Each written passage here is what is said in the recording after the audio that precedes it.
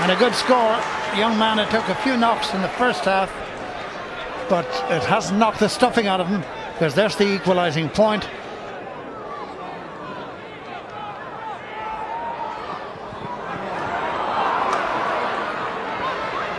It's Common getting the early ball in the midfield. This is Mannion.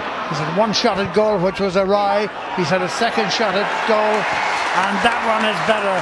That's the Carl Mannion we know. And that puts Roscommon in front. Is that the moment in the game? That's going to be the telling moment in the game. They certainly made a fine start to the second half, the Primrose and Blue.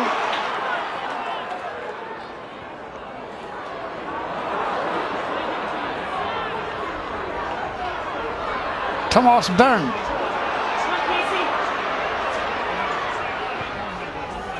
There's a good run on the right for them. And what about that for a save? He can keep it the right side of that goal line. That he does.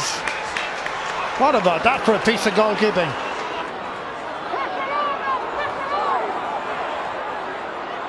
And there's a bit of a hefty tackle. Referee wisely lets it go. Drops down to Paul Garvey. He's got a free man on his right.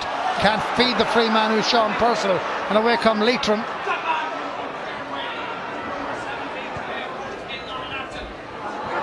Barry Pryor there in the Leitrim team. Carl Mannion. Chance. It is a chance. And the chance is accepted by that man again. Power Donal O'Grady. It was Mannion who plied the ball in. The fullback let it slip, and Shine accepted the gift. Never looked the gift horse in the mouth, and he didn't. Oh, there was a Matter Hospital ball. David Casey managed to get a hand to it. And now they're looking for inside here to get an attack going. They have it with Craig. He's been good today. He's been a tremendous worker. He withstands the challenge. And what does he do at the end of it? He knocks it over where the Roscommon people can cheer over the bar. Makes it 111 to 9 points. 5 points now, the difference between the sides.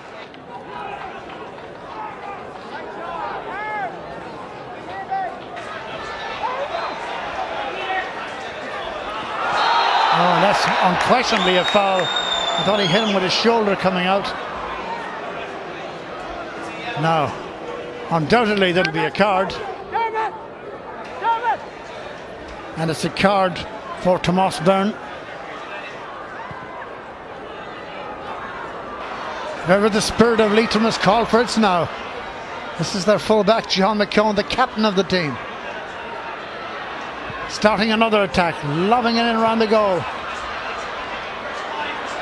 Glancy gets it, takes the punishment as well.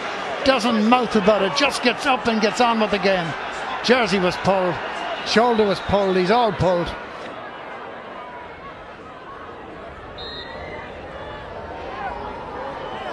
It's Michael Foley with another chance to score for Leitrim.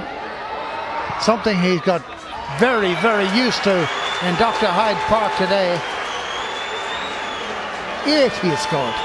8 out of the 11 that Leitrim have scored.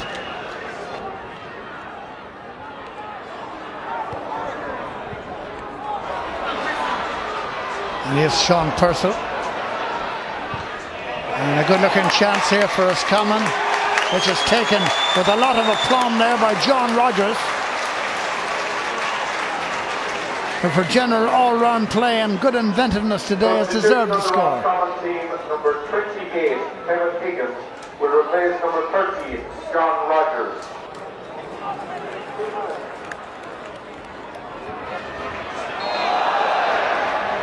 Not allowed to tackle like that in Gaelic football, or indeed in any kind of football, to the best of my knowledge. That's 2 yellows equals a red. And off goes young Byrne. Thomas Byrne. Been a big day for Roscommon. Their fans are very happy. They cheer. Roscommon are into the Connacht final. Final score 113 to 11 points. Well, we knew ourselves coming into the game there wasn't going to be a lot in it. Last year in Carrick and Shannon there was 4 points in it. This year I think it ended up 4 or 5 again. Both teams very similar. Both teams, this was our big game for both teams to get to provincial final, and we're delighted to be in a Connacht final. It was tough. Like, we had to adapt to conditions. Like, we wouldn't be used to such heat playing championship football. Like, and Leitrim were very tight in defence, and we were playing into a slight breeze. So it was a very tough half, and we were just glad to get in at half time, fairly close and in the game. Well, Pat, a deserved result for Roscommon.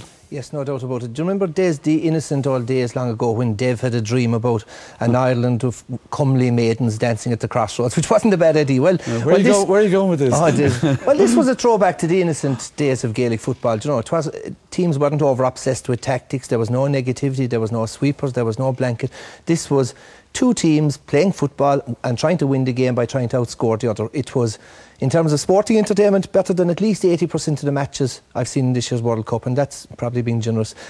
First half in particular, an excellent first half. Leitrim shaded in the first half were a point ahead and dominated possession-wise. Probably should have been ahead, much further ahead, only for giving away so many frees. But the game turned in the first 10 minutes of the second half when Roscommon scored 1-2 without reply, and literally at that stage they had put the game to bed. And we'd look at a few of these clips because what happened in the second half is that Roscommon took over in the centre field area, and this lad in particular, I was very impressed by him all through. Cahill Craig, he scored the first point, he scored 2 points, worked hard, good footballer, played with DCU, excellent point. Like I said, they won the midfield battle, either winning primary possession or winning the breaks, and in this case it was a midfielder, and it's a feature of this year's championship. We're seeing a lot of good long range points, so that's a great long range point from Carol Mannion, and this was the turning point. Leitrim trying to play the ball out of defence, dispossessed.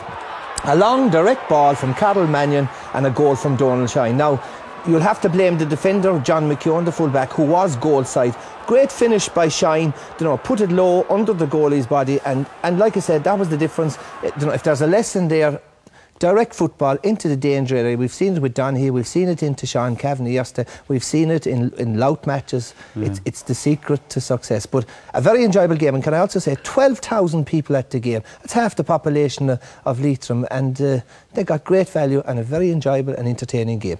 All right, well, what about Leitrim, Martin? I mean, they're stymied, did a lot of injuries apart from the whole Philly McGuinness factor, hadn't they? Well, I thought they were very plucky and very committed, and probably ultimately, Des, they were undone by their inability to win possession around the middle of the field after the first 10 minutes or so. In answer to your question, I think they were without Declan Maxwell. The big guy they were missing actually was Emlyn Mulligan. He's a superb place kicker. He was outstanding for them a couple of seasons ago, but again he's ruptured his cruciate ligament this year. And along with Colin Regan, three main players shorn from their attack. So I thought they were very limited up front. Now, during the period in the first half, when they were getting some ball, they did get some very good scores, and some of their attacking play was quite enterprising. But ultimately, like, they depended on Michael Foley, who got, I think, 7 of the 8 points from frees.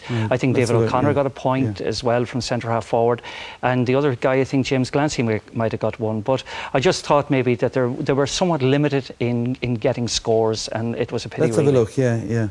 Well, if you just take a look at the scores, or at their efforts at scores, actually, the first one here, again, is a good move, a good ball in.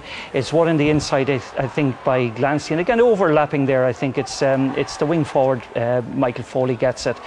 And in the second instance, then, you have a good attack again, nice interchange of ball.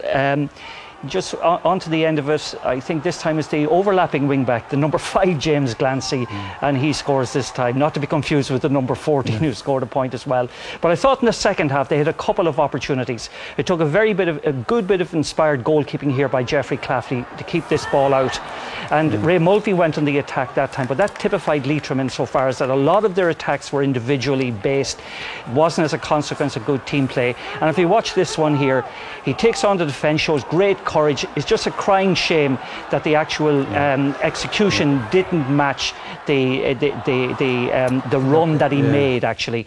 But that typified them, full of spirit, full of heart, but maybe just not enough players of top quality. At the end of the day, they got 3 scores in the second half, all from frees, no score from play. Look, scores win matches, that's the difference.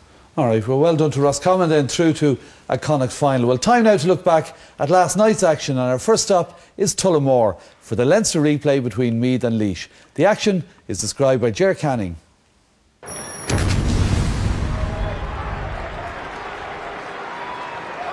Meath are opting to start with the same 15 which started the drawn match 6 days ago.